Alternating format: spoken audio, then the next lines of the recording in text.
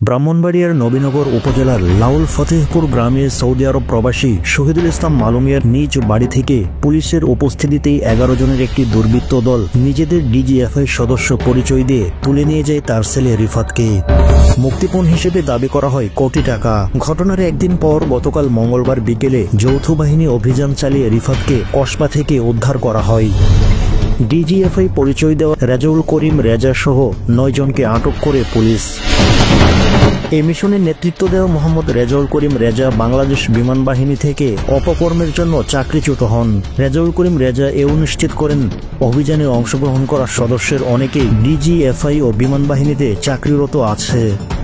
অপহরণকারীরা এতই পরিপক্ক যে তাদের সাথে ডিজিএফআই সহ একাধিক বাহিনীর সদস্যরা কথা বলেও তাদের পরিচয় সম্পর্কে তাৎক্ষণিক কোনো সন্দেহ প্রকাশ করতে পারেনি। সেজন্য নির্বিঘ্নে তারা অপহরণ করতে সক্ষম হন।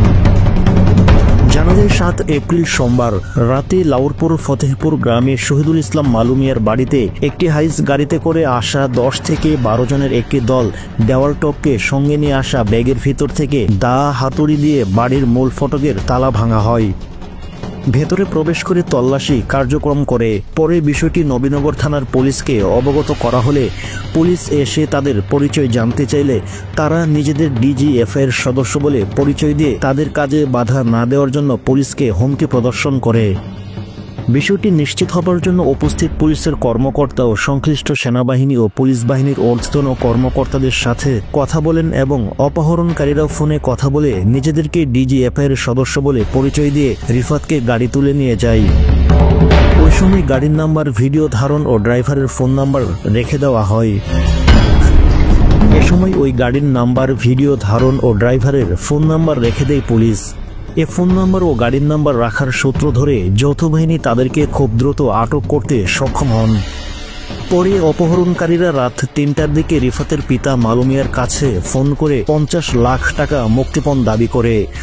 তারপর আমার সকালে আমার ছেলে যে সময় নাই, তারপর ওই সব বলছে 3 কোটি টাকা দিতে হবে।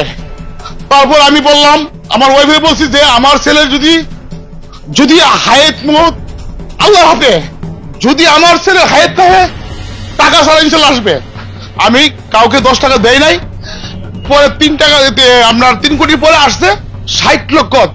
পরে আমাকে ডিজিএফ এবং সেনাবাহিনী এবং আপনার কিনা বিভিন্ন সংস্থা থেকে আমাকে অনেক হেল্প করছে।